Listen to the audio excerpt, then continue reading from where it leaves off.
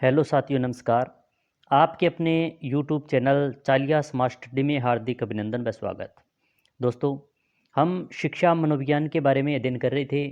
इससे पहले हमने कुछ क्लासों में शिक्षा मनोविज्ञान मनोविज्ञान के बारे में अध्ययन किया था और इससे पहले वाली ये हमारी दूसरी क्लास है जो विकास के सिद्धांत के बारे में। इससे पहले हमने विकास के सिद्धांत के बारे में उनकी कुछ परिभाषाएं, उनका अर्थ और उनके कौन-कौन से सिद्धांत हैं, इनके बारे में अध्ययन कर लिया था। आज हमारी बहुत ही महत्वपूर्ण क्लास रहने वाली है। लगभग 8-10 महत्वपूर्ण प्रश्नों को पहले अध्ययन करेंगे, जो इसी महत्वपूर्ण विकास के सिद्धांत पार्ट 1 से संबंधित हैं। और उसके बाद में लगभग जो विकास के कौन-कौन से सिद्धांत हैं, उन सिद्धांतों के बारे में देखेंगे और अंत तक महत्वपूर्ण बातों पर भी चर्चा करेंगे। तो आप हमारे साथ अंत तक बने रहें, क्योंकि ये क्लास आपके लिए बहुत ही महत्वपूर्ण होने वाली है। तो शुरू करते हैं। हर भर्ती परीक्षा की दृष्टि से कोई भी पात्रता परीक्षा हो, पीजीटी, टीजीटी, जिसमें साइको यानी मनोविज्ञान आता है, उन सभी के लिए महत्वपूर्ण क्लास है। तो शुरू करते हैं आज की महत्वपूर्ण क्लास। पहला प्रश्न है, पहली बार किसने कहा था कि बालक का विकास गर्भावस्था से ही शुरू हो जाता है? तो यह कहने वाले हर्लोक थे। उन्होंने कहा था हर लोग हर समय विकास होता है। दूसरा प्रश्न है, बाल विकास आंदोलन की शुरुआत 19वीं सदी के अंत में कौन से देश से की गई? तो इसका सही उत्तर है अमेरिका में इसकी शुरुआत की गई थी। तीसरा महत्वपूर्ण प्रश्न है, बालक जीवन की शुरुआत कितनी कोशिकाओं से होती है? तो एक कोशिकाओं से इसकी शुरुआत होती है। कुल हमने 46 गुणसूत्रों के माध्यम से पहले वाली क्लास में अध्ययन कर लिया था। इनका पूर्ण डिटेल से हमने इसके बारे में अध्ययन किया है। अगर आपने अभी तक वो क्लास नहीं देखी है तो प्ले लिस्ट बनी हुई है शिक्षा मनोविज्ञान के नाम से, तो उसमें आप जाकर देख सकते हैं। ये बहुत महत्वपूर्ण प्रश्न है, कई बार भर्ती परीक्षा में पूछा भी गया है। प्रश्न संख्या 4 क्या कहता है, बालक के विकास को सर्वाधिक प्रभावित करने वाला कारक कौन सा है? तो वातावरण एवं वंशानुक्रम। वातावरण और वंशानुक्रम दोनों होते हैं, वह बालक के विकास को सर्वाधिक प्रभावित करते हैं। जैसा वातावरण, जो कहावत भी है, जैसा देश वैसा भेष, इसी प्रकार वातावरण और वंशानुक्रम बालक को प्रभावित करता है। छठा है, पांचवा है, कौन सा एक सिद्धांत बालक के विकास को प्रभावित करने वाला बायोलॉजिकल सिद्धांत नहीं है? तो प्रभाव का जो सिद्धांत है वह नहीं है। छठा प्रश्न है, नानी के गुण नातिन में तथा दादा के पोते में आ जाते हैं, यह कथन प्रमाणित करने वाला सिद्धांत कौन सा है? तो यह सिद्धांत मौलिक गुणों का सिद्धांत जो मेंडले द्वारा दिया गया था, उनका है। ये सिद्धांत हम पूरे डिटेल से आगे अध्ययन करेंगे। बालक का विकास वातावरण से प्रभावित होता है तथा वातावरण से अभी प्राय हमारे चारों तरफ फैली हुई वस्तुएं से है। जिम्बर्ट वस्तुएं, इस प्रकार आप इसको याद कर सकते हैं। निम्नलिखित में से कौन सा कारक बालक के विकास को प्रभावित करता है? तो यहाँ पर जो जन्म क्रम है, जन्म स्थान है और आयु है, तो ये जो तीनों ही दिए गए हैं, जन्म स्थान, जन्म क्रम और आयु, ये तीनों ही इसका सही उत्तर होगा, उपयुक्त सभी, क्योंकि बालक के विकास को तीनों ही चीज़ें प्रभावित करती है। आगे वाला प्रश्न देखें, महत्वपूर्ण प्रश्न है, बालक के विकास के समय प्रारंभ में शरीर का निर्माण में कुल कितने गुणसूत्र मदद करते हैं? तो 44 गुणसूत्र करते हैं और एक जोकाइक गुणसूत्र जो लिंग निर्धारण करते हैं वो होते हैं। 10वां है, विकास कभी न समाप्त होने वाली प्रक्रिया है, यहाँ विचार किस सिद्धांत से संबंधित है? तो समाप्त न होने वाली प्रक्रिया निरंतरता का सिद्धांत है।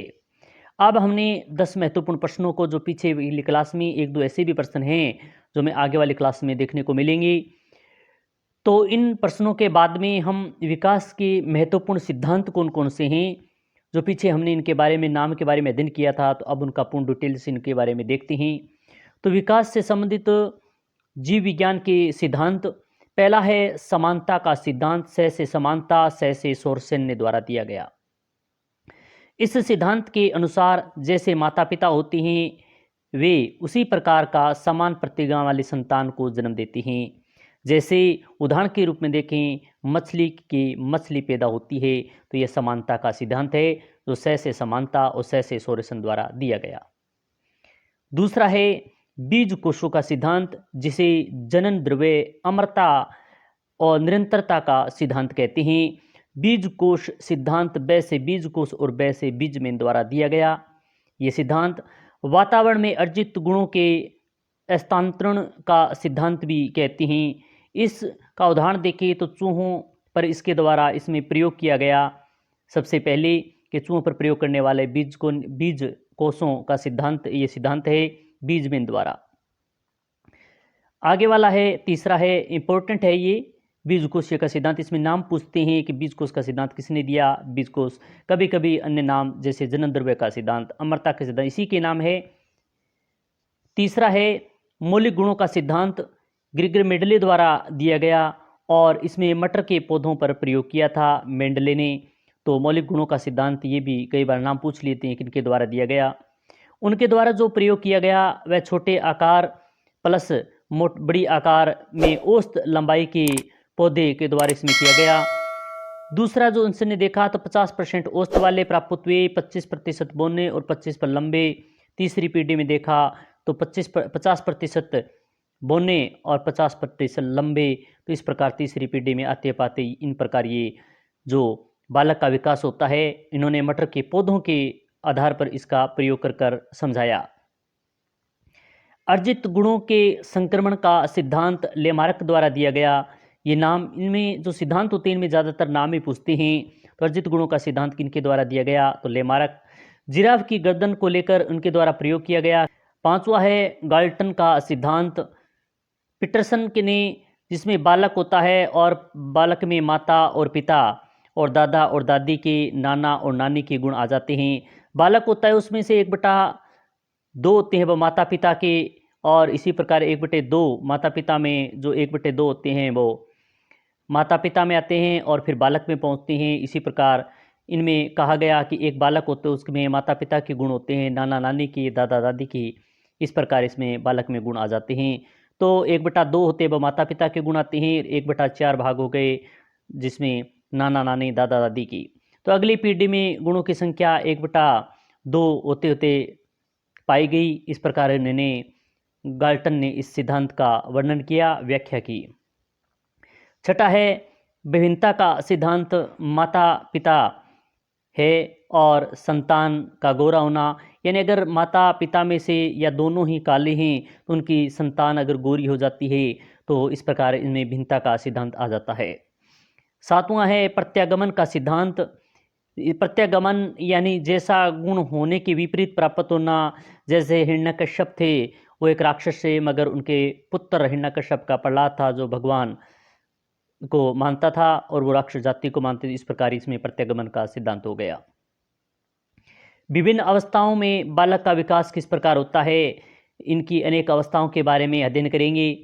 ये कौन कौन सी, जैसे गर्भावस्था है, शिष्यावस्था, बाल्यावस्था और किशोरावस्था, इनके बारे में हम संपूर्ण अध्ययन करेंगे।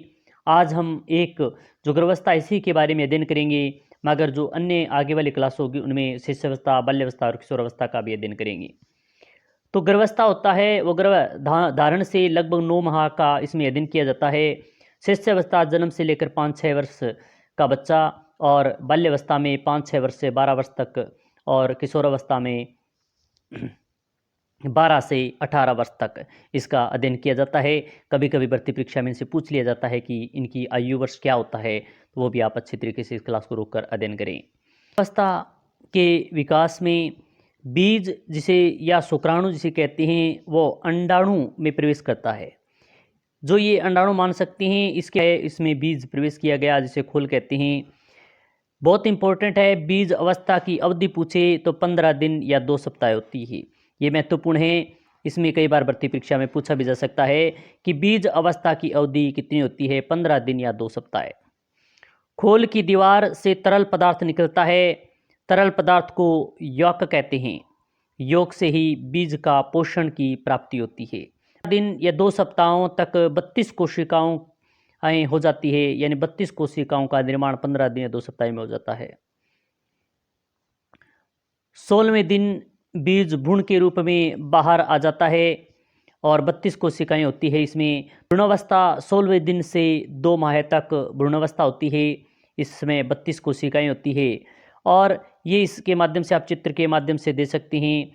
यहाँ इसमें नाल, प्लेसेंटा व अपरा पोषण की प्राप्ति होती है, इसे आप जो बीज होता है उसमें जुड़ा रहता है। इसमें जो दिया गया है, भ्रूण के 3 पार्ट इसमें समझाए गए हैं। एक्टोडर्म जो त्वचा, बाल और नाखून से इसमें निर्माण होता है। मिसोडर्म जिसमें मेसोडर्म में से मांसपेशियों, और एंडोडर्म जो तीसरा है, हृदय, मस्तिष्क, लीवर का आंतरिक भाग, सभी प्रकार के अंग। सबसे पहले सिर का निर्माण होता है, यानी सबसे पहले जो भ्रूणावस्था में निर्माण होता है वो सिर का होता है। अब शिशुअवस्था में पोषण प्लेसेंटा, नाल व अपरा के माध्यम से होता है। 2 माह से 6 माह तक लगभग सभी अंग विकसित हो जाते हैं। 2 माह से लेकर 6 माह तक शिशुअवस्था में सभी जो अंग होते हैं उनका निर्माण हो जाता है। दांत का निर्माण गर्भावस्था में 5-6 माह तक दांत बनना शुरू हो जाते हैं। दांत का निर्माण है वो गर्भावस्था में ही, शिशुअवस्था में ही प्रारंभ हो जाता है, जब 5 या 6 माह के दांत बनने शुरू हो जाते हैं। कुल समय 280 दिन होते हैं, 9 माह। कभी ये भर्ती परीक्षा पूछ लिया जाता है, दिनों के बारे में पूछ लिया जाता है, तो 280 दिन इसमें बच्चे के जन्म में लगते हैं। हार्मोन ऑक्सीटोसिस माता के गर्भ के प्लेसेंटा से जुड़ा होता है। वहाँ से प्लेसेंटा से के मुख से स्रावित हार्मोन, जिसे रिलैक्सिन कहते हैं, बालिका गर्भ में ज़्यादा समय तक निवास करती है, यानी बालक से ज़्यादा बालिका का गर्भ में निवास ज़्यादा किया जाता है, ज़्यादा होता है। गर्भावस्था में शिशु के विकास को प्रभावित करने वाले कारक कौन कौन से हैं? माता का पोषण, माता की संवेगात्मक स्थिति, माता का स्वास्थ्य, माता की नशे की आदत और माता और पिता की अपरिपक्वता, इन सभी के कारण गर्भावस्था में शिशु के विकास को प्रभावित किया जाता है। तो बालिका है वो गर्भ में ज़्यादा समय तक निवास रहती है। और हमने बहुत ही अच्छे तरीके से इन नोट्सों के माध्यम से हमने बाल विकास के सिद्धांत, कुछ महत्वपूर्ण प्रश्नों के बारे में अध्ययन किया। आशा करते हैं कि आप को ये क्लास अच्छी लगी होगी और आप अच्छे तरीके से तैयारी कर रहे होंगे, मस्त होंगे, तैयारी में व्यस्त होंगे। तो इसी प्रकार के अन्य क्लास के साथ फिर मिलेंगे। जय हिंद, जय भारत।